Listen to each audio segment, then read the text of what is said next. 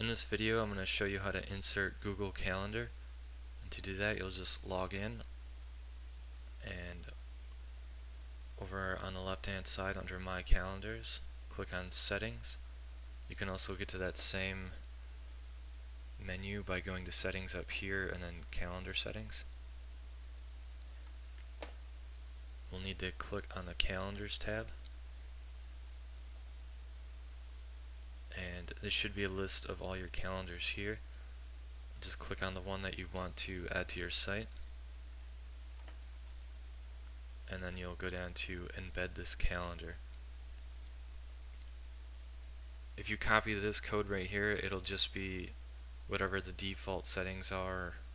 So typically I would click on the customize color, size, and other options link,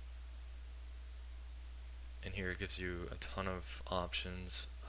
This is all based on preference, so I'll let you mess with this.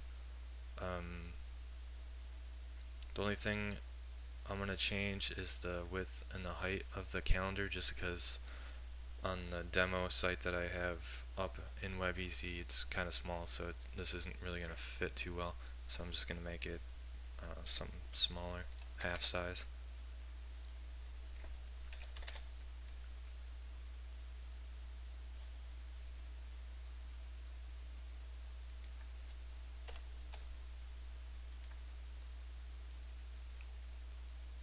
Then click Update HTML,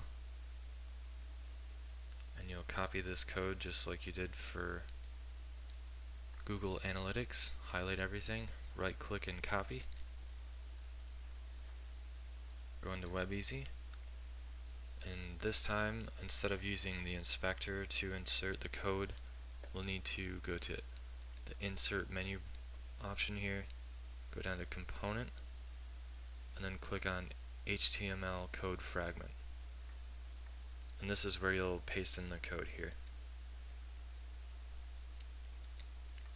And you just click on the website where you want the calendar to be. Now this little thing that you're seeing is it's called a placeholder. It just lets you know that there's an object here, even though it's written in code. That's where the object's going to be located. Now this is a default image here, placeholder, so the size isn't correct. So to make this accurate for design purposes, to make sure we're lining up the calendar with other objects on our website, what I typically do is I'll put this in object mode, select it, and you'll see the handles on the outside. Go over to the inspector tool, click on the style tab, and then double click on dimensions. Then you would type in the dimensions that you had set up on the previous page in Google. So we had 400 pixels wide by 200 pixels high. So just type that in there.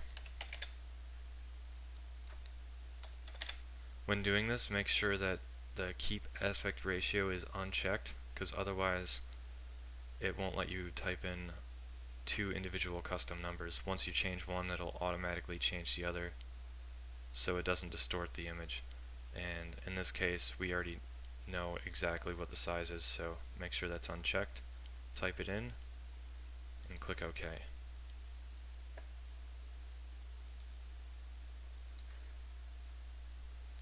And I'll go to preview just to see what it looks like.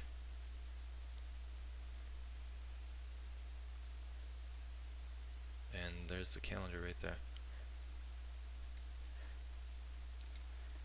So you can, move this to wherever you would like, line it up with